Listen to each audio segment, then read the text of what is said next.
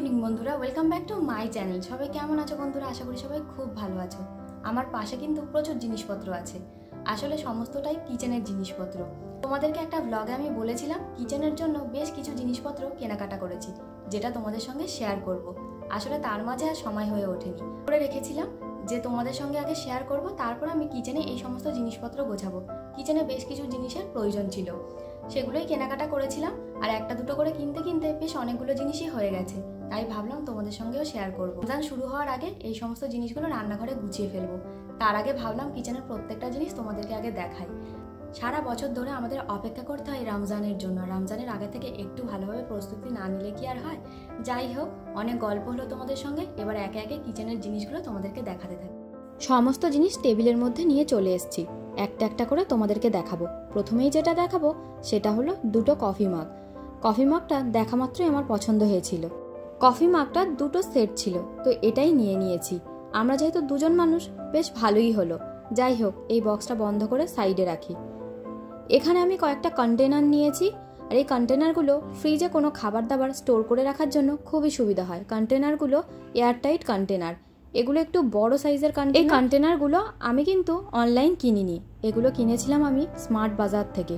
আর হ্যাঁ, কফি মাগটা বলে দিই, ওটা একটা লোকাল দোকান থেকেই আমি নিয়েছিলাম। যাই হোক, কন্টেনারগুলো তোমরা দেখেই হয়তো বুঝতে পারছো, বেশ বড় সাইজের। অনেক সময় বেশি মাংস মাছ এগুলো না রাখতে একটু অসুবিধা হয়, তো এরকম বড় সাইজের কন্টেনার হলে খুব সহজেই ফ্রিজের মধ্যে স্টোর করে রাখা যায়। একটু আগে যে কন্টেনারগুলো দেখালাম তারই একটু ছোট সাইজের কন্টেনার এগুলো সবকটাই দুটো করে সেট ছিল। প্রাইসটা তো তোমরা দেখতেই পাচ্ছ। এই কন্টেনারটাও আমি স্মার্ট বাজার থেকে নিয়েছি। আসলে একদম বড় সাইজের কোনো কন্টেনারে আবার অল্প পরিমাণ জিনিস রাখতে অসুবিধা হয়। পরিমাণে বেশি জিনিসপত্র রাখার জন্য বড় কন্টেনারগুলো যেমন সুবিধা হয়, ঠিক তেমনভাবে আবার কম পরিমাণের জিনিসপত্র রাখার জন্য ছোট কন্টেনারগুলোর খুব প্রয়োজন হয়ে পড়ে। তার জন্য ছোট বড় দুটো সাইজেরই কন্টেনার আমি নিয়ে নিয়েছি। কন্টেনারগুলোর কোয়ালিটিও খুব ভালো। এরপরে যেটা তোমাদেরকে আমি দেখাবো সেটা কিন্তু আমি অনলাইন কিনেছি। এখানে 5খানা বোলের সেট আছে, তার সঙ্গে স্টিলের ঢাকনাও আছে। এটা আমি একটা মিডিয়াম সাইজের বোলের মধ্যে নিয়েছিলাম, আর 5খানা সেটের মধ্যে ছোট বড় মিলিয়ে মিশিয়ে কিন্তু 5খানা বোল আর তার সঙ্গে ঢাকনা আছে। আর তোমাদেরকে আমি আরও একটা কথা বলে রাখি, এই বোল সেটের বোলের কোয়ালিটি কিন্তু বেশ ভালো, কিন্তু যে ঢাকনাগুলো আছে সেগুলো কিন্তু খুব একটা ভালো কোয়ালিটির না। খুব একটা রাফ ইউজ আমি করব না, তার জন্যই বোল সেটটা আমি রেখে দিয়েছি। রোজকার টুকিটাকি ব্যবহারের জন্য এই বোলগুলো কিন্তু খুব কাজে লাগে রান্নাঘরে। যাই হোক, দেখতেও কিন্তু বেশ ভালো, তাই আর রিটার্ন করিনি, রেখে দিয়েছি।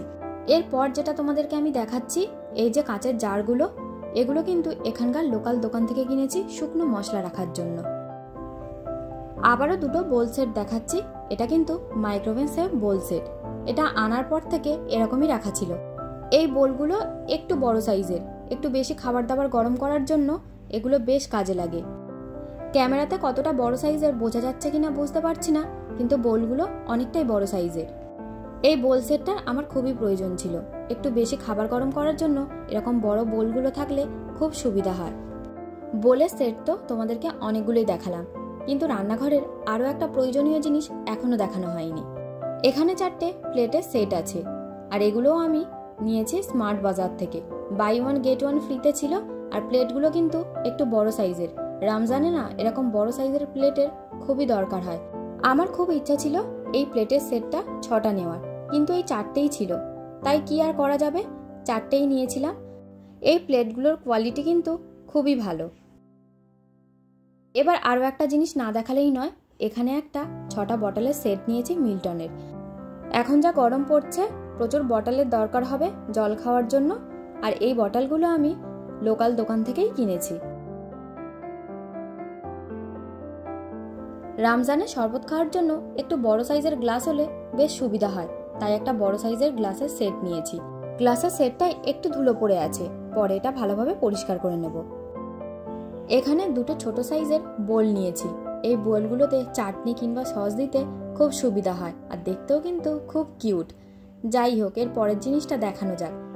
একটা বড় সাইজের সসপ্যান নিয়েছি। আসলে অনেকটা বেশি চা করার জন্য এগুলো খুব সুবিধা হয়। এটা নিয়েছি স্মার্ট বাজার থেকে। এবার যে জিনিসটা দেখাবো সেগুলো হয়তো তোমরা চায়ের দোকানে দেখে থাকো। এগুলো নেওয়া হয়েছে কেন জানো বন্ধুরা? আমরা তো বড় বড় সাইজের গ্লাস নিয়েছি নিজেরা জল খাবো, শরবত খাবো বলে। আর এই ছোট গ্লাসগুলো সানায়ের পাপা নিয়েছে সানায় জল খাবে বলে। ছোট গ্লাসগুলো কিন্তু দেখতে বেশ ভালো লাগছে। যাই হোক, পরের জিনিসটা তোমাদেরকে দেখাই। এখানে একটা আমি অ্যালুমিনিয়ামের ফ্রাইং প্যান নিয়েছি। এটা স্টেনলেস স্টিল। এটা গ্যাসেও যেমন ব্যবহার করা যায়, আবার ইন্ডাকশনেও ব্যবহার করা যায়। আমার ননস্টিকের ফ্রাইং প্যান আছে, তাও একটা অ্যালুমিনিয়ামের ফ্রাইং প্যান নিয়ে নিলাম। গ্যাসেও ব্যবহার করতে পারবো, আবার ইন্ডাকশনে ব্যবহার করতে পারবো। এখানে একটা অ্যালুমিনিয়ামের কড়াই নিয়েছি। এটাও স্টেনলেস স্টিল। এটাও গ্যাসে ব্যবহার করতে পারবো, আবার ইন্ডাকশনেও। এটাও লোকাল দোকান থেকেই কেনা। সমস্ত জিনিসপত্র দেখানোর পরে চলে এসেছি রান্নাঘরে। রান্নাঘরটাকে একবার দেখাবো বলে এই যে কাঁচের জারগুলো নিয়েছিলাম, সেখানে রেখেছি শুকনো মশলা। আর এই র্যাকটাকে না একদম ভালোভাবে পরিষ্কার করে গুছিয়ে নিয়েছি। কিচেনটাকে নিজের মতো করে একটু ভালোভাবে পরিপাটি করে রাখার চেষ্টা আর কি। সমস্ত জিনিসপত্র পরিপাটি করে গোছানো থাকলে সেগুলো যেমন দেখতেও ভালো লাগে, আবার সেগুলো ব্যবহার করতেও ভালো লাগে। রান্নাঘরটাকে একবার দেখাচ্ছি, কারণ এই যে স্ল্যাবের ওপর আমি যে স্টিকারটা লাগিয়েছিলাম সেটাই তোমাদেরকে একবার দেখিয়ে দিলাম। আর এদিকে যে কন্টেনার, বোল সেট যেগুলো দেখিয়েছিলাম, এই র্যাকটার মধ্যে সমস্ত ব্যবহার করা জিনিস আমি গুছিয়ে রেখেছি। আসলে ব্যবহার করা জিনিসগুলো হাতের কাছে না থাকলে দরকারের সময় খুবই অসুবিধা হয়, তাই সমস্ত জিনিসপত্র একদম পরিপাটি করে গুছিয়ে ফেলেছি নিজের মতো করে। নিজে সবসময় দরকার মতো প্রত্যেকটা জিনিস হাতের কাছে পেলে না রান্নাঘরে কোনো কাজেই অসুবিধা হয় না। যাই হোক, আমার রান্নাঘরটা একটু ছোট, আরও একটা র্যাক আছে, তার মধ্যেও বেশ কিছু থালা বাসন রাখা আছে। বন্ধুরা, আজকের ভিডিওতে যদি তোমাদের কিছু ভালো লেগে থাকে প্লিজ একটা লাইক করো, কমেন্ট করে জানিয়ে। পারলে আমার ভিডিওগুলোকে তোমরা শেয়ার করো, ফেসবুক পেজটাকে ফলো করে দিও, ইউটিউব চ্যানেলটাকে সাবস্ক্রাইব করে দিও।